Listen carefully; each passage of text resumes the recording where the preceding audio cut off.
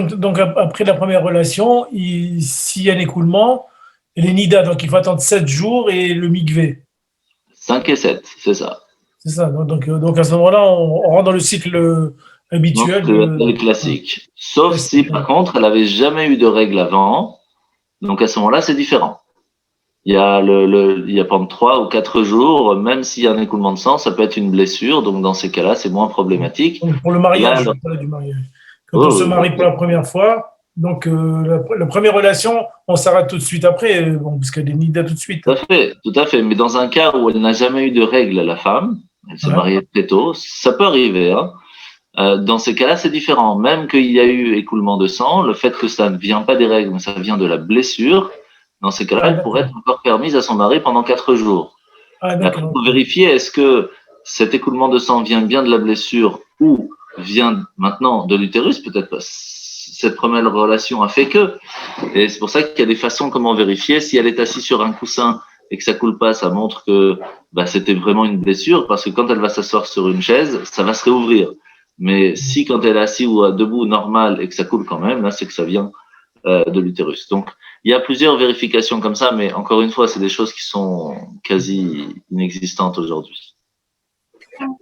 Mais Rav, en cas de plaie, vous dites elle est permise à son époux.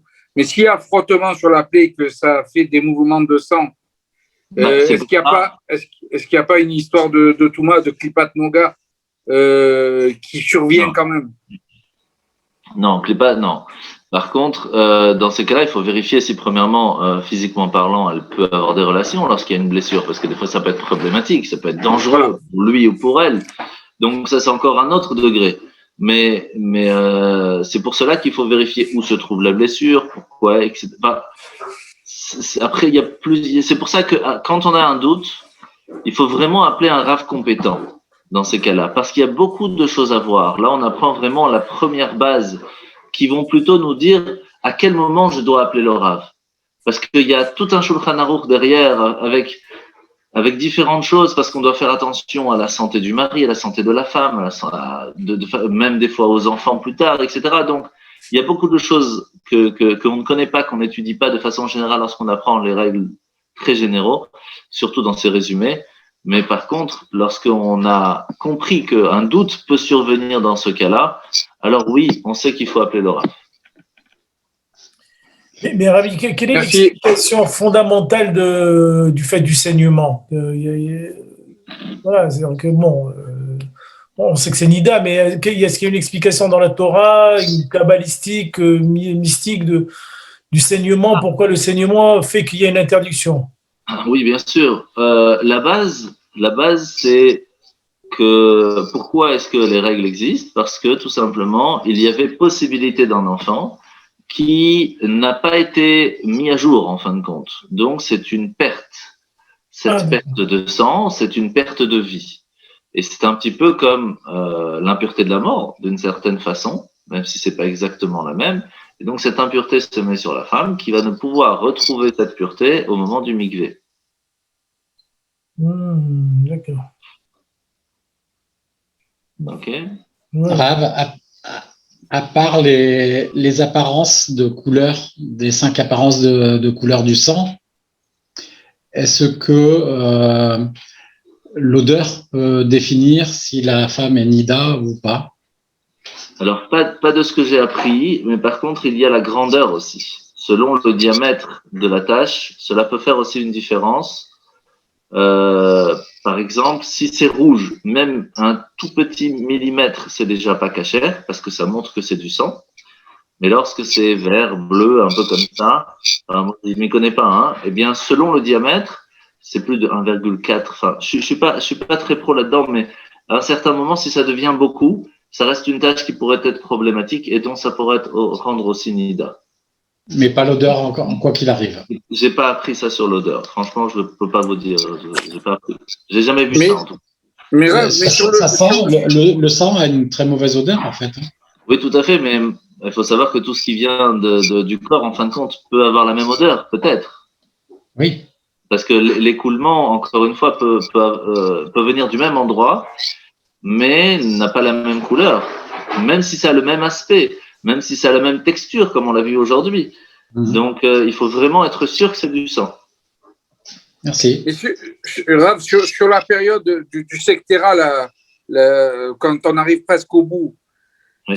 s'il sort une tache qui est jaune plutôt que rouge, on peut considérer que. En soi, bon. c'est pas un problème. En soi, c'est pas un problème. Ok. Mais, Parce mais, que- Rabbi, entre le moment où vous faites le test et bon, après il faut trouver le rabbin, il faut aller chez le rabbin, etc. Donc il se passe du Alors, temps. quand même. pendant ce temps-là, on se sépare en cas de Ouais. doute. Si, en fin de compte, c'est cachère, on peut retourner ensemble sans attendre. Ah Si ça ne d'accord. l'est pas, il faut attendre 5 et 7. Il faut attendre. Ok, la réponse du rabbin. Ok. Mais il y a différentes façons de faire selon les rabbins. De façon générale, ils savent que ce sont des choses délicates. Donc, comment on fait pour que ce soit tout à fait, comment dire, que personne ne sache qui est qui. De façon générale, je ne connais pas les rabbins en Suisse, mais de façon générale, on met dans une enveloppe, on ferme l'enveloppe, on met juste un numéro de téléphone et on met ça dans la boîte aux lettres, on envoie carrément par la poste. Et alors, le rabbin envoie un SMS, tout simplement, cachère ou pas cachère. Comme ça, vous savez quoi faire. C'est ce que font beaucoup en général, ce qui permet que ça reste anonyme, quoi, parce que ça reste quelque chose de délicat quand même. Mais des fois, le rabbin a besoin de parler avec la femme ou le mari parce qu'il y a des questions qui sont importantes. Alors, on n'est pas obligé de donner son nom au téléphone, mais il faut répondre à ces questions parce que des fois, ça peut faire un changement entre cachère et pas cachère. Mais dans tous les cas de figure, si le dernier jour du sectéra, il y a une tache rouge, vraiment rouge. C'est rouge, on n'a rien à faire. Hein. Donc, elle ne peut pas faire le mikvé. Ah bah si c'est rouge, il faut attendre encore 7 jours, oui, ça c'est sûr. C'est pour ça qu'on doit faire des vérifications tous les jours. Parce que si, en fin de compte, il trouve, si elle fait que le premier et le dernier, que dans le dernier, il y a une tâche, bah c'est 7 jours de perdu. Alors que si elle fait le premier, non, mais le deuxième, le troisième, c'est pas ce que je veux dire. C'est pas ce que je veux dire. Elle a fait les 5 jours. Plus elle a fait 7 jours. Pendant les 7 jours, il n'y a pas eu de tâche, tout était bon. Et elle arrive au 7e jour, il apparaît une tâche. Alors tout de suite, on envoie au Rav pour savoir c'est quoi comme tâche, si c'est du sang ou pas. D'accord. Tout de suite, parce que des fois, s'il répond rapidement, elle peut aller directement le soir au mikvé, des fois le lendemain. Bon, mais au moins, elle saura, parce que si en fin de compte c'est du sang, elle doit encore attendre 7 jours. Le fait qu'elle ait déjà attendu les 5, de façon générale, elle n'a pas besoin de refaire 5 et 7, sauf si elle est trop large et que ce serait une deuxième règle. Mais bon, c'est assez rare en général. Mais il faut savoir que des fois, il y a des femmes qui ont des règles qui prennent longtemps à repartir. Et donc, elle peut attendre des fois 15, 20 jours avant de pouvoir aller au mikvé. Et le début des règles recommence directement. Ça peut aussi arriver. Donc, c'est là que la grandeur de la tâche va faire aussi la différence. Une raison de guette, ça. Ça frise de guette. Oui, bien sûr. Malheureusement. Ça frise le guet-apens. Mais c'est pour ça qu'il y a des médicaments qui aident. Hein. Vous ne croyez pas, mais la pilule, c'est une question halachique aussi. Selon les cas, pour pouvoir retrouver sa femme et son couple à un certain moment, des fois, le besoin peut se faire sentir. Et c'est pas interdit, selon le cas. C'est pour ça qu'il faut demander au Rav. Et toutes les questions qu'ils vont vous poser sont très importantes et qu'il faut répondre vraiment avec honnêteté. Si c'est un Rav comme vous, on n'a pas honte, mais certains Rav, on est timide de demander. Ouais, c'est pas évident. Hein. Je serais curieux de savoir s'il y a beaucoup de gens qui posent des questions au Rav sur ça. Alors, c'est pour ça que je vous dis, il faut vraiment trouver un bon Rav. Il faut envoyer un mail. Non, mais franchement, hein, dans ces questions-là, il faut vraiment trouver un bon Rav. Et déjà, votre Rav de la communauté peut vous guider en vous disant, voilà, pour ces questions-là, moi, je ne suis pas compétent, appelle telle personne parce que pour toi, il sera très bien. Alors que peut-être pour un autre, il ne sera pas bien selon la sorte d'écoute, selon la façon, selon la religion. Oui, c'est vraiment la relation qu'on a avec le Rav aussi. C'est une certitude. Voilà. Mais de façon générale, la relation qu'on a avec son Rav est déjà très importante pour pouvoir poser ses propres questions. Exactement. Mais encore plus dans ce sujet-là, c'est plus compliqué, ouais, c'est sûr. Non, mais Richard, tu envoies plusieurs Rav et tu prends celui qui te dit que c'est caché. Mais c'est pas, vous savez quoi? Non, moi, j'envoie au Rav qui est ici en présence ce soir. Moi, je suis pas compétent. Encore une fois, je vous ai dit, j'ai un deuil qui est un petit peu daltonien, pas beaucoup, mais un petit peu, donc je ne peux pas me permettre de répondre dans ces questions. Et Bah, puis, je suis sûr que vous saurez évaluer une pièce de monnaie. Hein. Non, mais c'est la couleur. c'est la couleur. Et la couleur. La couleur, non. La couleur, non. Ça arrive à tout le monde d'avoir des questions. Et même si des fois on m'en a posé, ou ça peut arriver, des fois, moi-même, je pensais que c'était bon et ça ne l'était pas. Et inversement, des choses que je pensais que c'était pas bon et pourtant c'était bon. Parce que l'œil du professionnel est différent de celui qui ne connaît pas. C'est vraiment quelque chose qui doit s'apprendre. Et c'est pour ça que, premièrement, j'ai jamais pris de position là-dedans parce que je sais que je ne peux pas prendre position, mais j'ai voulu apprendre un petit peu pour savoir. Et c'est non, on peut pas. C'est où on connaît ou on connaît pas. C'est vraiment des choses. Non, mais en règle générale, c'est pas fréquent. C'est pas des problèmes qui sont très fréquents quand il y a une hygiène de vie quand même. Non, ça n'a rien à voir. Alors là, ça n'a vraiment rien à voir. De façon générale. C'est vrai? Ah oui, rien à voir. En général, si une pilule est prise, il y a moins de problèmes. Parce qu'il y a un règlement qui se fait dans le corps qui fait que ça s'arrête, c'est bloqué, puis voilà. C'est un peu différent. Mais lorsqu'on cherche à avoir des enfants, surtout au début du mariage, les questions sont assez fréquentes. C'est très fréquent. D'accord. Dites-moi, Rav, effectivement, il faudrait être presque biologiste pour définir ces notions de couleur et de forme. Mais est-ce que ce sont des questions qui sont posées aux rabbins par les femmes ou plutôt par les hommes? Alors, ça dépend. Il y a des femmes qui ont, entre guillemets, l'audace, ça veut dire ça les dérange pas de poser la question. Des fois, ils envoient leur mari, ce qui est très généralement le cas. Mais des fois, il faut poser des questions qui sont intimes et il n'y a que la femme qui peut répondre. Bah oui. Et donc, dans ces cas-là, alors, généralement, ce que font ces rabbins, les bons, je parle, ils donnent le téléphone à leurs femmes qui eux-mêmes connaissent très très bien les lois et vont poser les questions. Mais ils n'ont pas le diplôme pour répondre, donc ils transmettent la réponse à leur mari, qui vont, et sachez souvent aussi, ils parlent pas tous bien français, ces rabbins, enfin ça dépend où vous les appelez, hein. En Verse, par exemple, il y en a un qui est extraordinaire qui parle français, mais il répond pas en français. Pourquoi? Parce que comme ça, il permet à sa femme de faire poser les questions intimes. Et c'est ce qui permet d'avoir plus de facilité. Mais c'est très intelligent. C'est très intelligent. Et ça doit vraiment, voilà, il faut vraiment avoir une confiance. Moi, j'envoie mon avocat.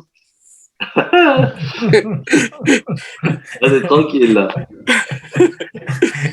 C'est pour ça qu'il t'envoie toujours cachère.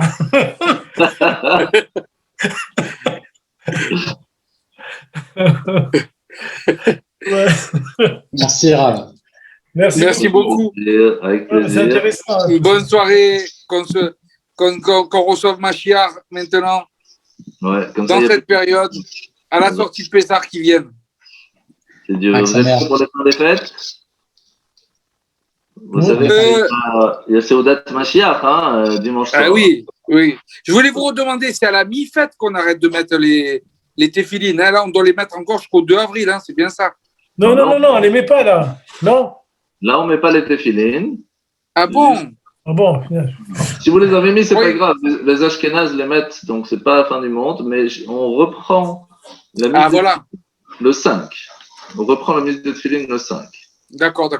Parce que j'ai mis ce matin, alors j'espère que je n'ai pas fait de bêtises. Non, c'est pas grave, mais pourquoi? Parce qu'il y a des Ashkénazim qui le mettent, mais ils le font de façon cachée, pas devant tout le monde. Pourquoi? Parce que c'est quelque chose qu'on ne fait pas. Mais ça va, j'étais caché ce matin, c'est bon. Mais en tant que Sfarad, de façon générale, on ne le met pas. Chez Chabad non plus, on ne le met pas. Tout simplement parce qu'il faut comprendre ce qu'est les téphilines et pourquoi est-ce qu'on devrait les mettre ou pas. De façon générale, on doit toujours avoir sur soi 2 signes qui nous relient avec Dieu.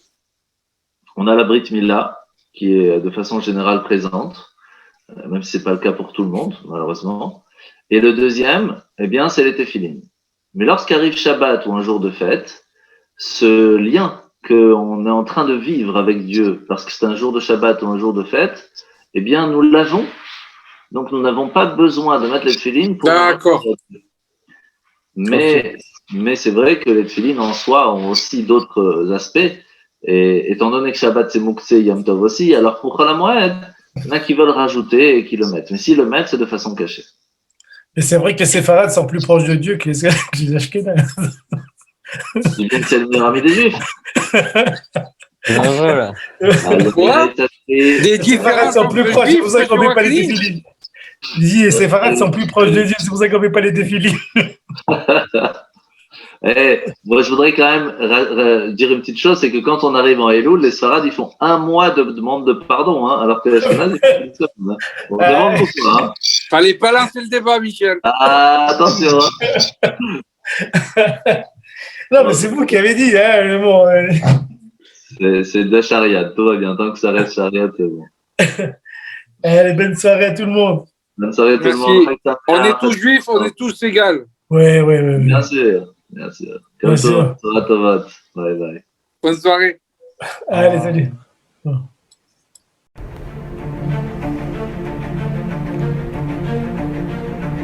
Et si connaître toute la Torah était possible, plongez-vous dans les joyaux de la Torah. Étude du Rambam, le Maïmonide, cours de qualité par des rabbins francophones aux 4 coins du globe. Un chapitre chaque jour, à raison de 20 minutes, pour finir en moins de 3 ans l'apprentissage de la Torah. Relevez le challenge, tous les soirs en direct à 20h30 ou 21h30 heure israélienne. Nos cours sont accessibles à tout moment, YouTube, Facebook et sur notre site torah24.com.